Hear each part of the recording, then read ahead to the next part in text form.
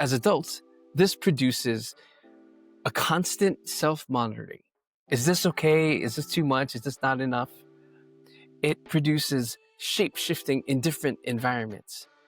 It might produce feeling fraudulent even when you are competent, or maybe difficulty trusting your own instincts, or waiting for others to signal who you're supposed to be. Conflicted identity signals create adults who have learned to become experts in adaptation, but novices in authenticity. And that's where the chronic question of not enough takes root. Because if your identity was never allowed to stabilize, you're always evaluating yourself through someone else's imagined criteria.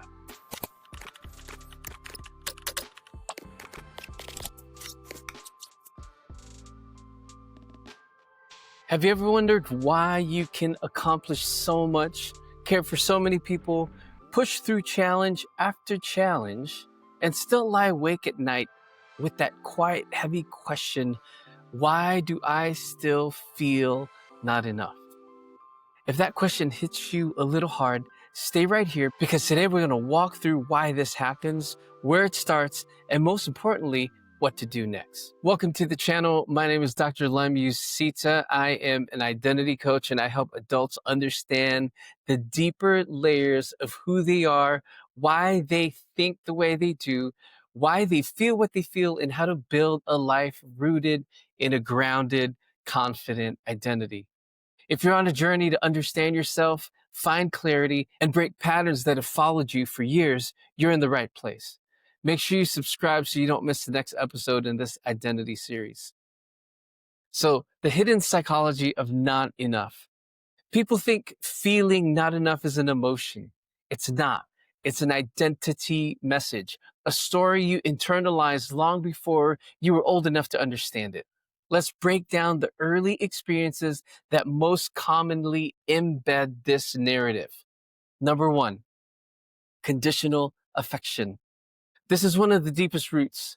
Conditional affection happens when a child's emotional connection with caregivers is tied to performance, behavior, or compliance rather than to their inherent worth. It sounds a lot like, you did well, so I am proud of you. Or, don't make me look bad. Or, why can't you be more like your sibling? That, man, I've heard a ton. In all of these phrases, the implicit message is your value is earned. You got to do something in order to have value. When children experience this repeatedly, they develop what psychology calls contingent self-worth, a pattern where their sense of value rises or falls based on approval. As adults, this can manifest as chronic people-pleasing, a fear of disappointing others, perfectionism, high achievement paired with internal insecurity, overfunctioning in relationships or workplaces. Even successful adults, leaders, professionals, parents, they all carry this. They don't chase excellence, they chase safety. They aren't trying to win, they're trying to not lose connection. Number two, emotional invisibility. This is more subtle but equally powerful. A child becomes emotionally invisible when their inner world is consistently overlooked, dismissed, or deprioritized. It's not necessarily abuse or neglect. Sometimes it's simply a family system with too much chaos, stress, trauma, or emotional immaturity. And it can sound like this: you're fine, stop crying. Or, it's not that big a deal. Or, other people have it worse. Silence during distress, praise for being low maintenance. Oh, you're such an easy kid. This is what the child unintentionally learns. They learn that my needs are too much, my emotions are inconvenient, and I should shrink myself to keep peace. As adults, this often produces a couple of things: difficulty expressing needs, shutting down during conflict, being praised for being unshakable when privately overwhelmed, staying quiet to avoid burdening others, feeling deeply alone even in relationship. Emotional invisibility trains you to hide yourself, not just from others, but from yourself. So when adulthood places demands on your emotional life, you often feel unprepared or not enough. Number three, conflicted identity signals. These are the mixed messages that confuse a developing sense of self. This happens when caregivers, culture, community, or religious environments communicate inconsistent or contradictory expectations.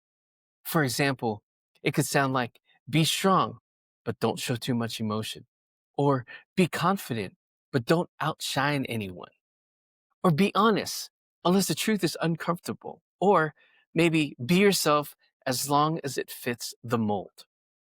The child learns to navigate identity like a moving target. Internally, the message becomes there must be a right version of me, and I haven't found it yet. As adults, this produces a constant self monitoring. Is this okay? Is this too much? Is this not enough? It produces shape shifting in different environments.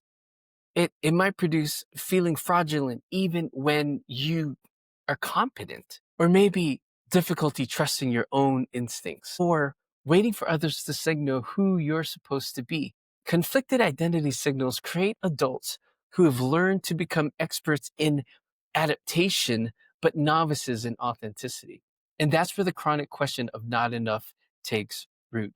Because if your identity was never allowed to stabilize, you're always evaluating yourself through someone else's imagined criteria. That's what I call the pseudo self. Not enough isn't a reflection of your ability, it's a reflection of your early identity message, conditional affection, emotional invisibility, and conflicting expectations. Now, adults feel not enough at very specific pressure points. Number one, when expectations rise, when they get new roles, when they move into parenthood, when you're in a leadership role, especially a new leadership role, when you get a promotion, or sometimes in relationships, anything that demands inner structure exposes inner gaps. Number two, when identity becomes tied to performance. If you are too connected to what you do, failure or even slowing down feels like identity collapse. So when your identity depends on your performance, rest feels dangerous. You always got to keep moving. You always got to keep performing. You always got to keep trying to show your value. Number three, when the old story gets triggered, someone critiques your work, someone withdraws emotionally, someone doesn't affirm you the way you'd hope. And suddenly you might be in your 30s, your 40s, and maybe in your 50s. And you're right back to that moment where you learned, I have to earn my worth. Now, there's something I recognize, not just academically, but personally. And for years, I worked in leadership, ministry, higher education. I've been coaching, and people would tell me I was successful, competent, and influential. But internally, there were moments where my confidence was built on output, contribution, or results, not in identity, not in my inherent value and worth. And the turning point came when I realized something simple but life changing. Not enough wasn't a failure, it was a signal, a mirror, a message about the identity story I had inherited but never examined. And when I started helping others see the same thing, men, women, leaders, parents, the pattern was unbelievably consistent. People aren't walking around broken, they're walking around unexamined. That's the work I do on this channel. So the real issue is counterfeit identity formation. Most adults don't actually have an identity problem. They have a borrowed identity.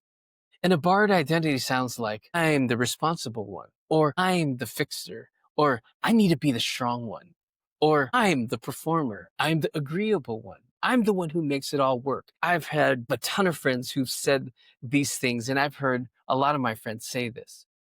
These roles aren't identity, they're survival strategies. You learned a role, but you never learned yourself. That's where not enough takes root, because a borrowed identity always collapses under pressure. Now, what can you do today? Let's make this practical. If you've ever felt not enough, here's the first step toward grounding your identity. I want you to do the identity message audit. It only takes 10 minutes. And I want you to take 10 minutes today and actually do this. Write it down and answer these 3 questions. Number 1, what did you learn you had to be accepted? Did you need to be responsible? Did you need to be quiet? Did you need to be perfect? Did you need to be strong? Did you need to be selfless? Did you need to be small? Or did you need to be high achieving? That's the one that resonates most with me. Number 2, what role did you take on in order to belong? The fixer, the peacemaker, the good kid, the performer, the invisible one? Write down and think about the role that you had to take on in order to belong. Number 3, what do you fear will happen if you stop performing that role? Do you fear disappointment? Do you fear rejection? Do you fear being alone? Do you fear being overlooked, losing connection? Now, those 3 questions will do more for your identity clarity than most people do in a lifetime. This is how you start disentangling who I had to be from who I actually am.